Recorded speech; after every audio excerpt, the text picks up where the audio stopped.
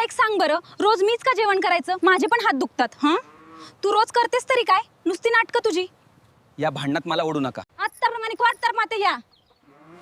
अगं तुला हात दुखतात तर माझे काय पोलादी आहेत का?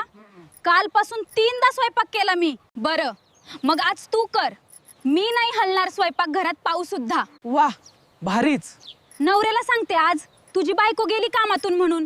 माझ्याकडे पाहू नकोस, तुझ्या कामात लक्ष दे. अगं बायकांनो, हे रोज रोजचं काय नाटक? घर आहे की रंगमंच? मी सांगते आज दोघींनी मिळून करायचा. एक भाजी एक पोळी. आलं का लक्षात? आई, आम्ही आलो तसं भांडण चालूच आहे बघ. आज खायचं मिळणार ना?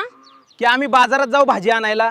अहो बापड्यानो, मिळणार मिळणार, पण आधी या दोघींनी आपापसात माफी मागायची. चालेल, माफी मागते, पण उद्या तू करणार.